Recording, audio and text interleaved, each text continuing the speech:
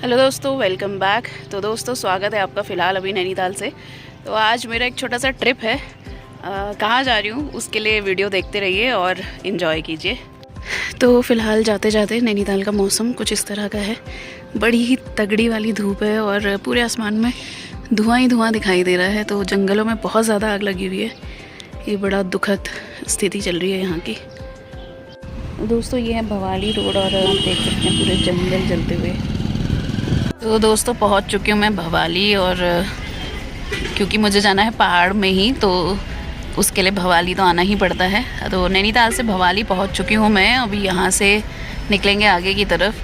तो मैं जा रही हूँ अभी आज द्वाराहाट साइड। महाअवतार बाबा जी का नाम शायद सुना होगा कई लोगों ने। तो महाअवतार बाबा जी की एक केव है जहाँ पे उन्होंने काफ़ी मेडिटेशन किया था। तो वहाँ पे जा रही हूँ और दिखाऊंगी आपको भी, दर्शन करवाऊंगी। तो उसके लिए हमें पहले नैनीताल से अगर मैं जा रही हूँ या आप कहीं से भी आएंगे तो भवाली से ही आपको जाना पड़ेगा। भवाली से रानीखेत होते हुए द्वाराहाट, और वहाँ से फिर एक जगह है कुकुचीना, वहाँ पे जाना पड़ता है। तो अभी फ़िलहाल चलते हैं रानीखेत की तरफ, फिर रानीखेत से द्वाराहाट, और फिर वहाँ से हमारा जो ग्रुप है उसके साथ हम जाएंगे कल बाबा जी की केव। तो भवाली से आगे भी रास्ते में पूरे जंगल जल रहे हैं।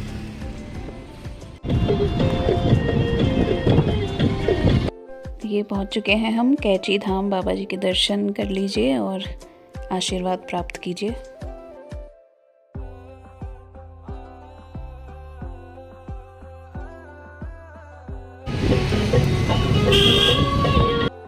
तो भले ही जंगलों में आग लगी है बहुत ज़्यादा, लेकिन उसके बाद भी रोड बड़ी खूबसूरत है, रास्ता बहुत खूबसूरत है। तो ऐसे खूबसूरत रास्ते में चलने में अच्छा ही लगता है। तो ये है रानीखेत वाली रोड।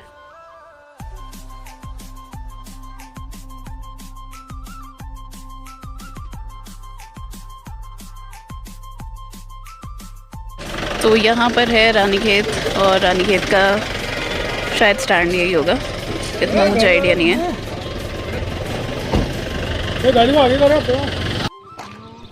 किताबों के शौकीन लोगों के लिए ये इन्फॉर्मेशन है। रानीखेत में होने वाला है किताब कौतिक यानी कि बुक फेयर, जो कि 11, 12 और 13 मई को है। तो आप रानीखेत आ सकते हैं अगर आपको अच्छी बुक्स चाहिए हो तो अब हम निकल चुके हैं रानीखेत से द्वाराहाट की तरफ, और यही कुछ पुराने मकान। तो दोस्तों रानीखेत पूरा कैंट एरिया है, तो बड़ा खूबसूरत है और साफ़ सफाई भी बहुत अच्छी है यहाँ पे। तो आप देख सकते हैं यहाँ पे ये है सोमनाथ द्वार।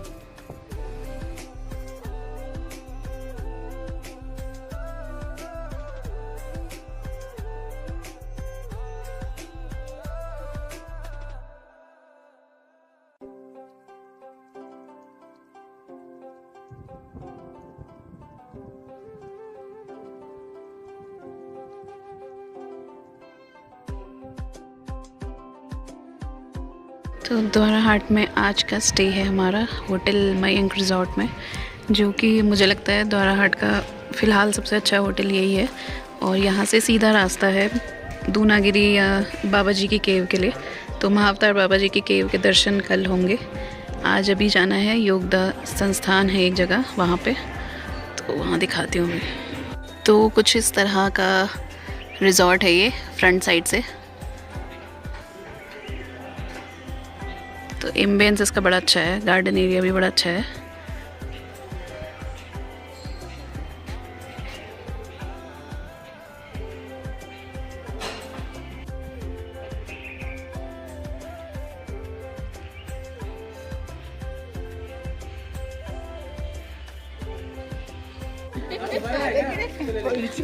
तो यहाँ पे है योगदा सत्संग शाखा आश्रम, और यहाँ पे है group.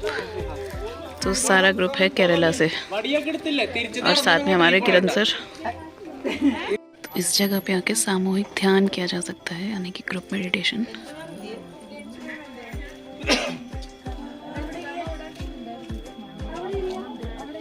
Hello friends, good morning. तो आज है हमारा सेकंड डे द्वाराहाट में, और आज है पांडुखोली का ट्रैक। पांडुखोली तो एग्जैक्टली अभी पता नहीं है कि गेस्ट हमारे जा पाएंगे या नहीं। अगर कोई जाता है तभी जा पाएंगे। फ़िलहाल महाअवतार बाबा जी की जो केव है वहाँ तक हम जाने वाले हैं। तो उसकी जो खासियत है वहाँ जाके बताती हूँ। अभी पहले यहाँ से निकलते हैं हम कुकुचीना की तरफ। तो कुछ इस तरह की है द्वाराहाट की मॉर्निंग सुबह सुबह, और बड़े टाइम के बाद द्वाराहाट आई हूँ इस तरफ। कहीं पर हम शादी में आए थे एक बार, तो कुछ हल्की हल्की सी मेमोरीज़ है मेरी यहाँ पे। एग्जैक्टली तो मुझे ध्यान नहीं आ रहा कहाँ पे था, लेकिन इधर ही कहीं पे शायद, इस एरिया के पास। तो बड़ा खूबसूरत सा लग रहा है यहाँ पे सुबह सुबह, और बर्ड्स की आवाज़ें अलग अलग, बड़ी शांति सी है यहाँ। तो अभी हम निकल चुके हैं द्वाराघाट से। पहले कुकुचीना, फिर वहाँ से आगे जाके ट्रैक शुरू होता है, वहाँ पे आपको पैदल जाना पड़ेगा। तो रास्ता भी दिखाती हूँ।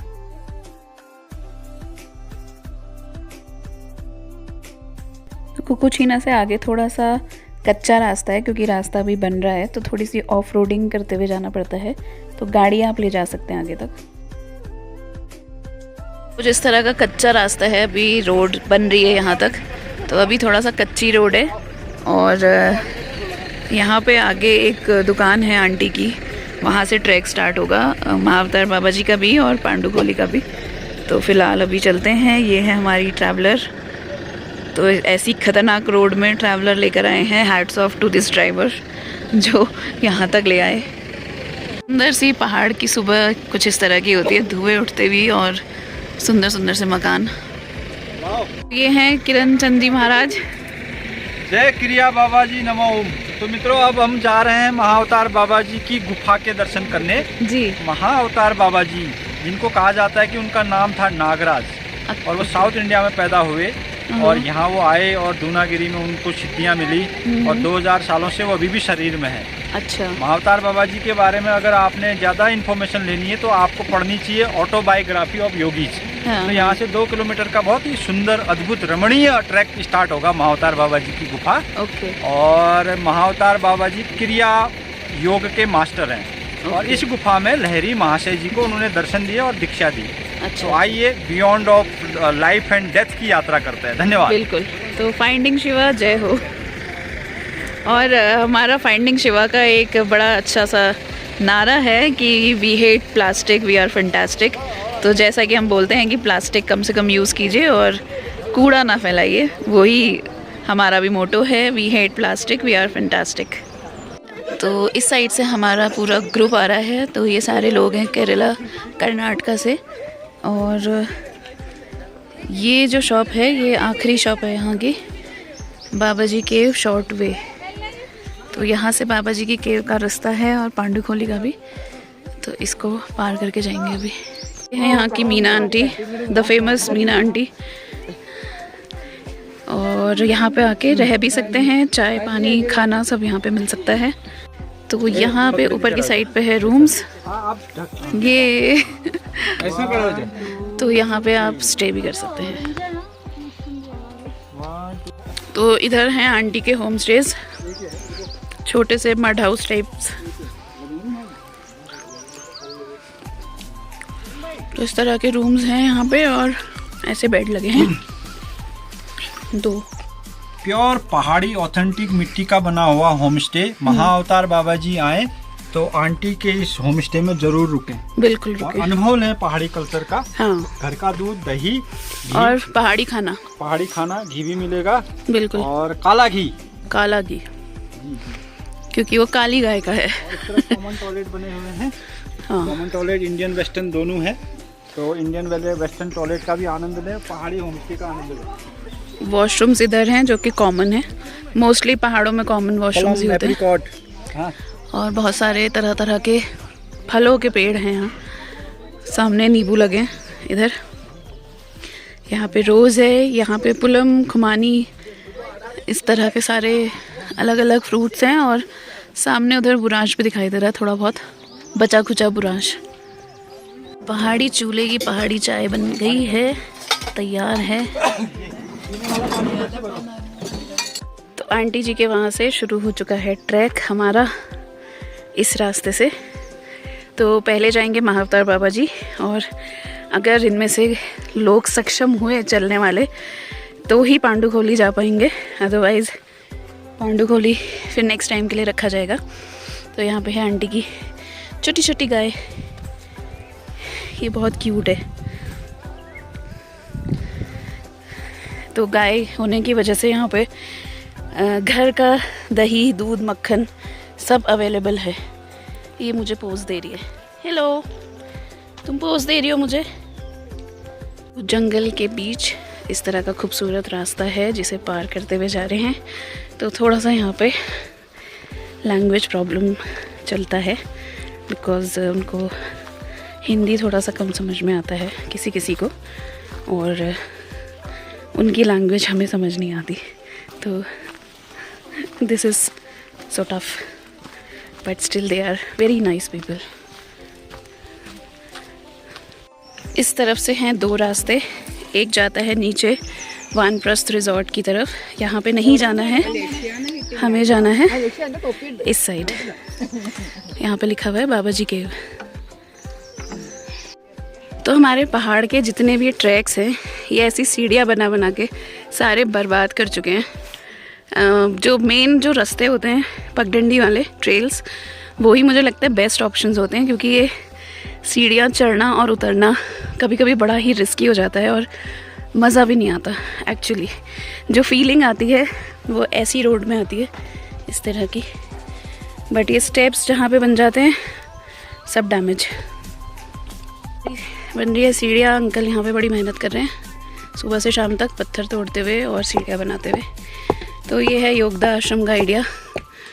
खैर हम लोगों को तो सीढ़ियाँ कम पसंद है।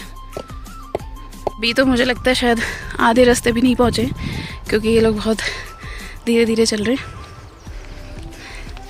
ठीक ही है, इनको आदत नहीं है तो आराम से चलेंगे तो अच्छा ही है।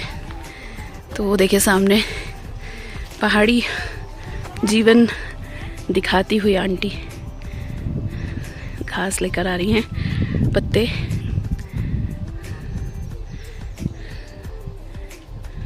तो यहाँ पर है योगदा संस्थान का मेडिटेशन हॉल। यहाँ पे आप आराम से मेडिटेशन कर सकते हैं।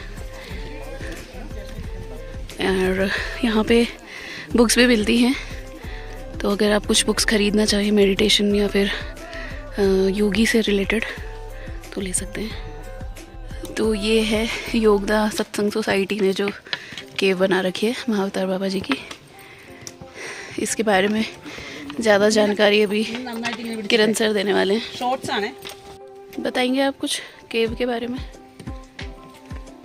यहीं पे लहरी महाशय जी को महाअवतार बाबा जी ने दर्शन दिए थे। इस वाली केव में? इस वाली केव में। एक्चुअली केव ये पीछे भी है ओरिजिनल। अच्छा। ये भी केव का ही पार्ट था। ओके। तो फिर 2010 में वो वाली केव बंद कर दी। अच्छा। कहते हैं कि बहुत सारे अंग्रेज घुसे अंदर, वापस नहीं आए। तो एम्बेसी ने बोला कि हमारे आदमी खो रहे हैं, डिसअपियरिंग। हाँ। तो कहते हैं कि इस गुफा का जो रास्ता है वो सीधे ज्ञानगंज निकलता है। अच्छा। जहाँ पे सिद्ध महात्मा अभी भी रहते हैं। हाँ। और यहाँ पे जब बाबा जी बैठे थे तो 8 फीट की हाइट में पद्मासन में बैठे थे। ओके। एक्चुअली उनका तो वो दर्शन किसको हुए थे? लहरी महाशय जी को। तो जो उनका आसन है वो आसन, तो अगर आप देखेंगे तो गुरु गोरक्षनाथ के आसन में बैठते हो। अच्छा। और दूनागिरी शक्तिपीठ में उनको कहते हैं कि उन्होंने साधना की। महाअवतार बाबा जी का नाम वैसे नागराज है, साउथ इंडिया में पैदा हुए थे। और गुरु गोरक्षनाथ जी ने उनको दीक्षा दी, ऐसा भी मान्यता है। Okay, okay. और शिव के परम भक्त माने गए हैं महाअवतार बाबा जी। ओके।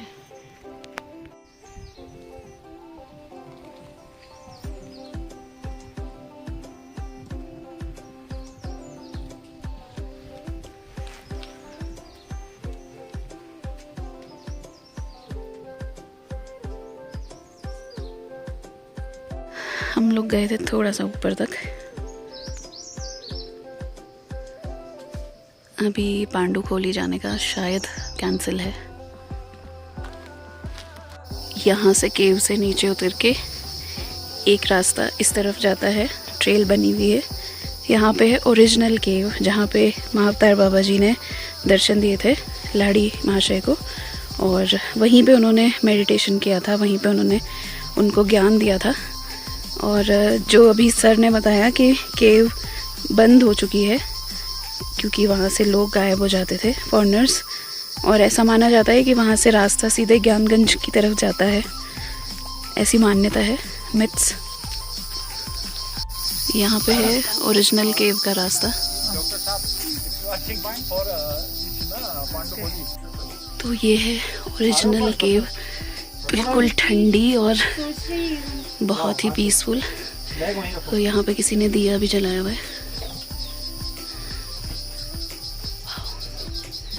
तो ऐसा माना जाता है कि ये रास्ता ज्ञानगंज की तरफ जाता है, लेकिन अब ये पत्थर डाल के बंद कर दिया है। यहाँ से है अंदर को गुफा, और रास्ता अभी भी है, लेकिन उस रास्ते में बहुत कम लोग घुस सकते हैं, हमारे किरण सर के जैसे। देखिए अभी ये जो ओरिजिनल गुफा है उसके दर्शन कर रहे हैं हम सभी लोग। अभी भी रास्ता ये एक्चुअली बंद कर दिया, अभी भी छोटा सा पतला सा रास्ता है, लेकिन जा नहीं सकते अब। और पहले यहाँ पे बहुत लंबा रास्ता था, और कहते हैं कि यहाँ पे ये रास्ता ज्ञानगंज निकलता था, और कई अंग्रेज़ आए यहाँ पे, अंदर घुसे बाहर नहीं आए। तो फिर उनकी एम्बेसी ने कंप्लेन किया, और बाद में गवर्नमेंट को मजबूरी में इस गुफा को बंद करना पड़ा। आध्यात्मिक गुफा और बहुत पावरफुल गुफा है। इसके अंदर जो गया वो कहते हैं कि इनलाइटमेंट होके ही आता है। तो दोस्तों ये है केव के अंदर का रास्ता, जो कि बड़ी मुश्किल से मैं घुसी हूँ यहाँ पे, और अंदर तक कहीं पे बहुत ही गहरी गुफा है ये। किसी का कुछ यहाँ पे कपड़ा भी छूटा है। तो मैं इस छोटे से छेद में से घुसी थी यहाँ पे है गुफा, और यहाँ से है रास्ता, जो कि इन लोगों के लिए काफ़ी टफ हो रहा है।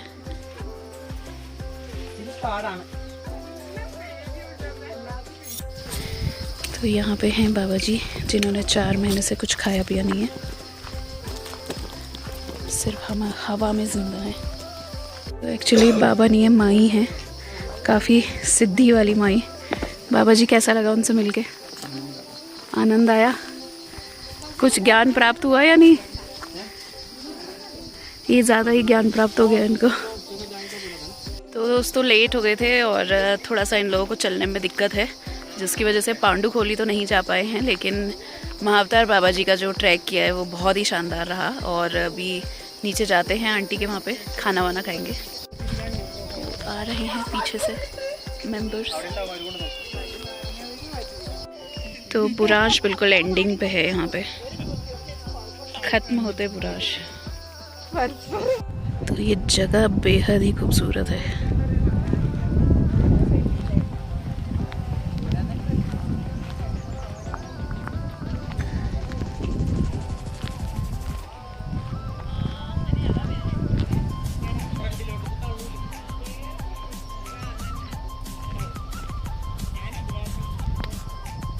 का खाना बन चुका है, दाल भात।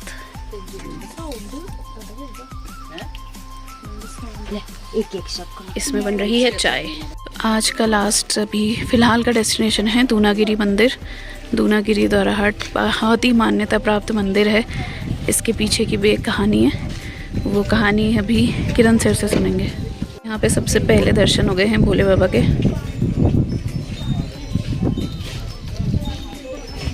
तो ये है यहाँ से सीढ़ियाँ चढ़ने के लिए, और लगभग 365 सीढ़ियाँ हैं यहाँ पे। तो ये सीढ़ियाँ चढ़ के माता के दर्शन होंगे। हमारे साथ ये आंटी हैं जिनके थोड़ा सा चलने में दिक्कत है, तो सीढ़ियों से नहीं जाके यहाँ से ट्रैक करके जाएंगे। यहाँ पे ऊंची नीची सीढ़ियाँ नहीं है। तो ये वाला जो रास्ता है ये कंपैरेटिवली बेटर है उन सीढ़ियों से। वैसे भी मुझे सीढ़ियाँ कम ही पसंद है, तो सीढ़ियों से बेटर ये वाला रास्ता है। जिसको थोड़ी सी चलने में दिक्कत है वो सीढ़ियाँ ऑप्ट ना करके इस वाली चढ़ाई से जा सकते हैं। ईज़ियर है और बेटर है। ऑलमोस्ट मंदिर पहुंच चुके हैं। तो आजकल शक्तिपीठ के दर्शन चल रहे मेरे भी। जनवरी में मैं गई थी पूर्णागिरी, फिर मैं गई कसार देवी, अभी मैं आई हूँ दूनागिरी। और रहते हम हैं नैना देवी माँ के आंचल में, तो बड़ा ही अच्छा ये सौभाग्य है मेरा। ये है मंदिर की आखिरी सीढ़ियाँ, और इसके बाद होंगे माता के दर्शन। तो यहाँ पर है गुरु देवता का मंदिर भी। पहुँच चुके हैं दूनागिरी माँ के दरबार में और मैं पहली बार यहाँ आई हूँ।